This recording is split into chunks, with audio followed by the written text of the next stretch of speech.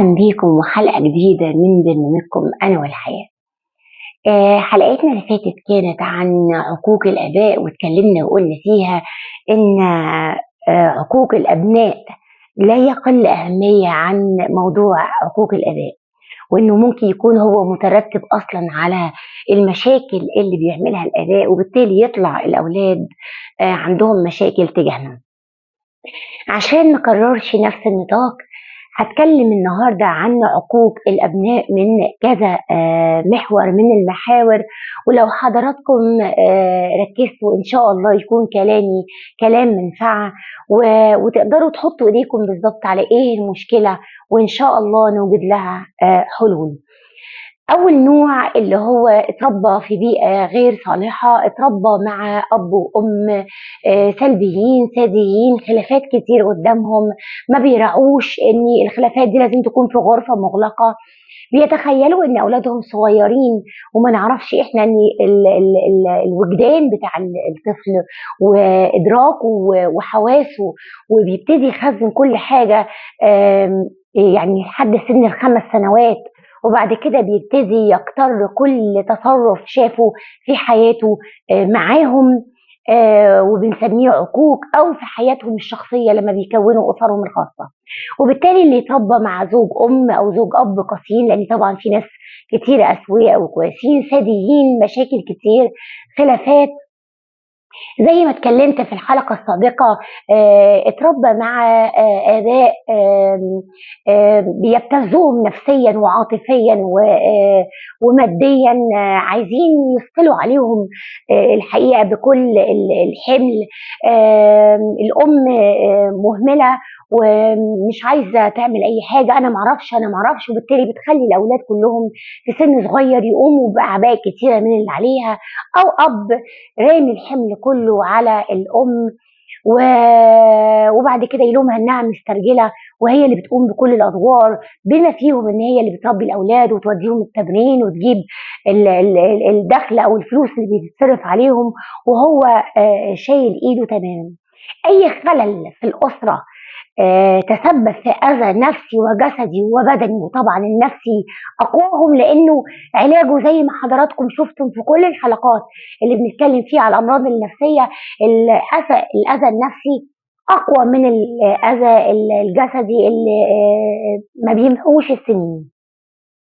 ده نوع من انواع الاطفال اللي بالتالي بيطلع يبقى سيء جدا معايا لما اكبر، لما انا انحني ظهري واضعف واعجز انا كأب وكأم، وهو يشد عوده، يبتدي يعمل اسقاط ويمارس كل ال ال ال الكره والحقد، وتسمعوا حضراتكم عن اللي بيطرد ابوه او امه، او يرميهم في دار المسنين وما يصرفش عليهم، او عايز ياكل حقوقهم، او يهنهم او يضربهم او يقتلهم. ولما بيقعوا تحت طائلة القانون بنعرف ان السبب ان هي الام او الاب كانوا سيئين جدا وهم الاطفال دي صغيرين، وبالتالي طلع عندهم كره، وطلع عندهم حقد، واصبحوا قسال قلوب، واصبحوا دمويين، والبلطجه والعنف بقت في دمهم.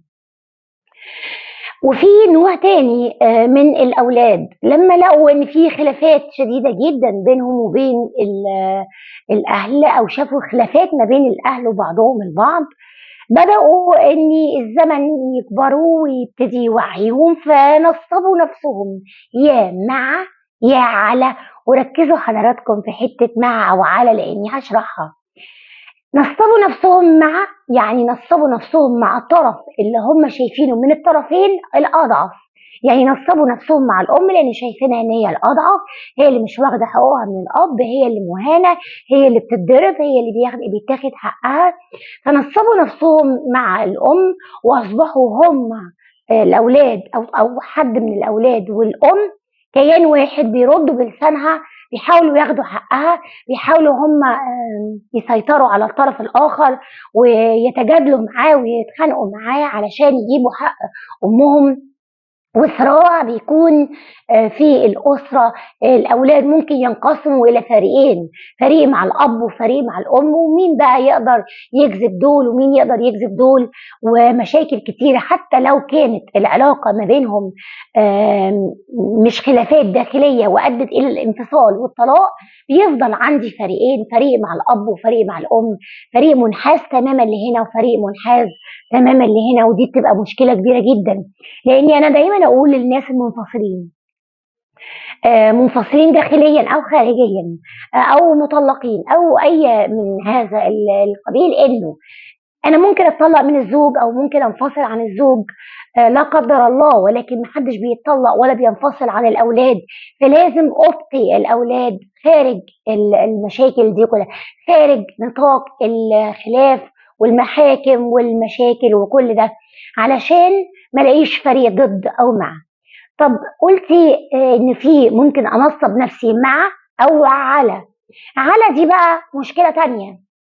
على دي انا كبرت لقيت امي ضعيفه او ابويا ضعيف، واحد منهم بيجور على حق التاني، واحد منهم رامي الحمل على التاني، بيهين التاني، بيضربه، محمله كل حاجه. يعني كبرت لقيت بابايا هو اللي واقف يغسل مواعين، هو اللي بيعمل كل المهام ماما، وماما انا ما اعرفش، انا ما اقدرش، انا ما اعرفش، انا ما اعملش. وبالتالي حاسس ان في قهر وان في ظلم، فنصبت نفسي على، ليا السيطره، ليا الابر هاند، ليا ان انا اكلم الاب او الام واحكمهم وامرهم، واني مش عاجبني تصرفاتهم واهينهم واضربهم. مش بقى مع باخد حق يعني من الحقوق للتاني، وبحاول استميل حد طرف ضد التاني، او يعني استميل طرف عشان اجيب حق التاني. لا لا لا، ده انا بهين ابويا وامي، بوبخهم على التصرف عملوه، آه، مش شايف ان هم ماشيين سلوك صح، وبدات اكون انا الاب وانا او انا الام. وهم طبعا الزمن يعني خلاهم انحنوا وكبروا، ما بقوش قادرين على قوه وسيطره الام او الاب. انا بشوف الحقيقه اسر البنت هي اللي بتروح تؤمر الاب تعمل ايه وتدي ايه، وهات مصروف البيت، وانا هصرف وانا هعمل، وانا اللي هدي لماما المصروف، وانا اللي هقول لبابا يودي اخويا رحله او لا، وانا اللي هعمل كذا وانت ما تعمليش كذا، وانا مش عاجبني علاقتك مع كذا. ولا كاننا كبرنا ولا حنينا ظهرنا على تربيتهم ولا اي حاجه. النوع اللي هكلمكم عليه دلوقتي نوع غريب جدا، لا تعرض لقسوة ولا المهانة، ولا تعرض ان في طرف من الطرفين مقصر، ولا اي حاجة من الحاجات اللي هي سلبية، اللي ممكن تؤخذ على الاب او على الام، علشان يطلع نتاج ده اسرة مفككة، وبالتالي يطلع ابني او بنتي قساة القلوب او مع او على او كل النقاط اللي اتكلمت فيها. لا، مشكلتي وغلطتي هو اني ربيت ابني على اني كل حاجة مذللة لي، اني انا معاك في اللي انت عايزه، خد خد خد خد عينيا، خد روحي، خد وقتي، خد خد فلوسي، كل اللي انت عايزه، بشوية زن من ابن او عياط او انهيار او خصام او اسلوب من اساليب الضغط اللي بيتبعها اولادنا معانا من الصغر. بنلبي كل طلباتهم ورغباتهم عشان عايزينهم يطلعوا كويسين واسوياء، وعايزينهم يطلعوا الحقيقه مش محرومين من حاجه. الحقيقه اننا بنعمل حاجه خطر جدا، اننا بنطلعهم انانيين، بنطلعهم عايزين ياخدوا ما يدوش، بنطلعهم عندهم حته اني انا ما عنديش رضا، انا مش بشكر ربنا، انا ما عنديش حته اني بحس بالاشباع، انا ما عنديش اشباع، مفيش حاجه بتسعدني. دخلتني كليه غاليه وبقيت اصحابي في كليات حكومي او حاجات بسيطه او مدارس ارخص، او انا برضو حاسس ان ده واجبك، ما انت مقتدر. اكلتني اكل حلو وجميل ورائع، وقدامي ربنا بيديني من نعم وخيرات ربنا، وايه يعني؟ ما انا اصحابي اللي مش عارفه ايه، ببص للي اعلى مني، اللي مستواه اكتر مني، وشايف ان اللي انت بتعمله انت او الام ولا حاجه، انت ما هو الا انك بتعمل اللي عليك كأب او كأم. طبعا ده نتيجة التربية بتاعتك ان انت خليته انسان اناني، عايز ياخد منك ويبتزك انسانيا وعاطفيا، هو بقى اللي بيبتزك. نتيجة ده انه هيجيب لك لو شاب او لو فتاة، هتجيب لك اللي اعلى منها وتجبرك على انك انت لازم تلبي كل الطلبات والاحتياجات، ولا هتبوظ مني الجوازة الجميلة دي وتضيع مني العريس او العروسة الرائعة دي. ويفضل دوامة الاستنزاف ودوامة الأخذ بدون عطاء، دوامة عدم الإشباع، دوامة لا تنتهي. ودايما حرمي عليك الحمل، وانت ضيعت مني العروسة دي، وانت ضيعت مني العريس ده، وانت هدمت حياتي، وانت عملت ايه في حياتك، وانت فلوسك راحت فين، وانت لوم لا ينتهي، واخذ لا ينتهي، وطمع لا ينتهي، وانت السبب فيه او انت السبب فيه كأم. يا اما هيقوم يجيب لك حد ادنى من مستواك بكتير جدا جدا جدا، وبرضه هيستنزفك علشان الطرف اللي قدامه ما يقدرش يكوب مع مستواك الاجتماعي، فهيضطر هو او هتضطر هي تقوم بالبديل وتاخد منك او تاخد من الام علشان تدي الطرف التاني عشان تبني حياة. يعني في كل الاحوال، سواء اخد حد اعلى منه مستوى الاجتماعي والثقافي والمادي او اقل، تديك الشعور او تشعرك اني انت مقصر، لاني في كل الحالتين انا رامي الحمل عليك وانت لازم تقوم بكل الادوار. طب انت يعني عقدت ان المساله حقوق الابناء دي مشكله كبيره جدا، كل بيت هتلاقي حاله من الحالات اللي انا ذكرتها لحضراتكم. طب ايه الحل؟ مبدئيا في كل الاحوال وفي كل الحالات اللي انا ذكرتها، الحل الاولاني ان انا الجا لربنا وادعو لاولادي ان يحنن قلوبهم علينا ويديهم الرحمه ويديهم البصيره ويديهم الانسانيه بعد ما كبرنا وانحنى ظهرنا، ما يربوناش، ما يوبخوناش، ما يتسلطوش علينا، ما يتحدوش مع الزوج او الزوجه اللي هم عملوا اسره بيهم، واللي احنا كنا السبب للمناصب اللي وصلوا لها، واننا سطرناهم وكبرناهم وجوزناهم، ان هم يتحدوا عليهم ضدنا ونلاقي نفسنا مرميين في الشارع ومرميين في دور رعايه ومتهانين ومتبهدلين ومتقل كرامتنا.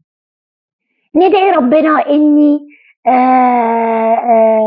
يخلي ولادنا عندهم بصيره، وانه زي ما ياخدوا يدوا، وانه عندهم رحمه وانسانيه. ليه عماله تقولي ندعي ربنا؟ علشان ان لم يبني الرب البيت فباطلا تعب البناؤون. مهما عملت، مهما وعظت، مهما قلت، مهما ان ربيت ووديت مدارس عاليه ونوادي ولبست افخم الملابس واكلت احلى الاكل، لو ما كانتش ايد ربنا معاك بتحمي وبتربي وبتوجه، لو ما كنتش ان انت بتتعامل معاهم بحكمة وبتتعامل معاهم برحمة وبإنسانية عشان هم لما يكبروا بالتالي يقتروا ويدوا لك كل الكلام ده، هتكبر ندمان وهتلوم نفسك اكبر لوم واكبر، يعني يبقى عندك اكبر ندم. عشان كده بقول لحضراتكم النهارده اعمل وقفه مع نفسي، كل اللي فيه ابني واللي انا بعاني فيه من ابني او اللي بعاني فيه من بنتي انا السبب فيه بشكل او باخر. اقعد مع الزوجه حتى لو منفصلين، اقعد انا والام ونقول اني مبدئيا او الاولاد خط احمر، حاجه اسمها احنا متطلقين، احنا متخانقين، احنا بنكره بعض، احنا ما بنحبش سلوك بعض، ولادنا نمبر 1 احنا عايشين عشانهم، بقوا هم البرايورتي والاهميه الاولانيه والاخيره، وهم اللي هيشيلوا رسالتنا فيما بعد، فلازم هم اللي يتحطوا نمبر 1 في حياتنا، وخلافاتنا ومشاكلنا وقضايانا والتفاهات اللي ممكن تمر بيها والابس اند داونز ومنحنيات الحياه هم تماما خارجها. كفانا مرض فيهم، وبالتالي احنا بنجني ثمن المرض اللي احنا جبناه لهم. لو كانوا متسلطين ومسيطرين وتربوا على الاخذ بس، احنا لسه فيها.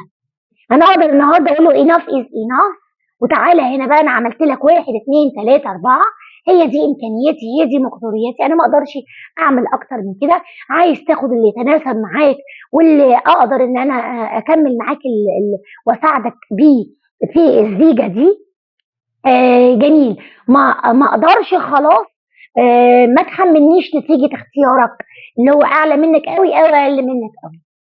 لو كان الابن او الابنه بيختلفوا معايا للا شيء، هو الحقيقه مش ناقصه اي حاجه، مفيش اي مشكله حقيقيه يقدر نحط ايدينا عليها علشان نقومهم، عشان نعدل سلوكهم بالسياسه. طرف من الاطراف او انتوا الطرفين مع بعض تقعدوا معاهم وتشوفوا انتوا ايه المشكله معانا. احنا بنحبكم واحنا بنراعيكم واحنا اتحملنا عشانكم، ويمكن كان في مشاكل كتيره بينا وبين بعض كانت هتؤدي الى طلاق او انفصال، مرضناش علشانكم وكملنا الحياه عشان لما يجي واحد منكم يرتبط يكون خارج من بيت سوي مكتمل مش مفكك. لازم يكون في لغه حوار، لازم الحق نفسي، لازم انقذ ما يمكن انقاذه. والحقيقه يعني في كلمتين كده كتبتهم وحبيت ان انا اشارككم بيها، وتكون رسالة مني اخيرة في نهاية الحلقة للابناء. يمكن ربنا يقف معانا ويمسك ايديهم ويساعدهم ويحنن قلوب علينا. آم، عندما يوبخك الاهل اعلم انهم لا يكرهونك. عندما يغضب عليك فهم يتمنون لك الخير. عندما تراهما صامتان مهمومان فاعلم انهم مهمومان يفكران بمستقبلك وحياتك واحلامك. وعندما يقتصد عليك فاعلم انهم ربما يحرمون انفسهم من ملذات الحياه لتلبيه رغباتك وامانيك واحلامك التي لا تنتهي. عندما تراهما يتنحدان فاعلم انك انت السبب، لربما اثقلت عليهم مع الزمن. عندما يضحكان بصوت عالي وبعيون لامعه اعلم انك انت من اسعدتهم وادخلت الفرحه الى قلوبهم. عندما تراهما غاضبين فانت من اوصلتهما الى هذه المرحله، لأنك لم تسمع صوت صمتهم ولم ترى غضبهم ولم ترى حزنهم ولم تأخذ بيدهم. عندما يتركانك ويغلقان الأبواب ويبكيان فهم لا يريدون أن تراهم في موقف ضعف وموقف حزن حتى في أخلق لحظات حياتهم. عندما ترفع صوتك عليهم وتهينهم وتقاطعهم وتطردهم وتنهرهم اعلم انك انت والزمن اثقلت عليهم وذبحتهم بسكين بارد. عندما تجد نفسك ضائعا مهموما وانطفأ من وجهك نور السعادة واختلفت معالمك وسألك الجميع ما بك، اعرف انك اغضبتهما وانهما غير راضيان عليك. واخيرا عندما تراهما ممددان على الفراش بدون حراك، دون لوم ودون عتاب ودون صراخ، فاعلم انهما صمتا ماتا، لم يعد السند ولا الحياه، فانت فقدت السند والحياه والعون وفقدت كل ما لديك. الحق نفسك والحقي نفسك قبل ما تلاقي بابا وماما بدون حراك بدون نفس وتندم وتندم وتصرفوا بدل الدموع دم على اني معرفتش اصون بابا وماما، معرفتش احافظ عليهم لاخر يوم في حياتهم. زي ما اترجيتكم في حلقة عقوق الاباء انكم تاخدوا بالكم من ولادكم عشان ما تفقدوهمش وعشان ما ينتحروش وعشان ما تبقوش انتوا السبب وما تلوموش نفسكم. كمان دلوقتي بنصح شبابنا يحافظوا على اهاليهم، واللي بقى ابوه او امه متوفيين ليه جد او عم او خاله او اخت كبيره بتقوم بنفس الدور، برضه خليك رحيم وحنين معاهم لان هم في منزله الاباء. تحياتي للجميع.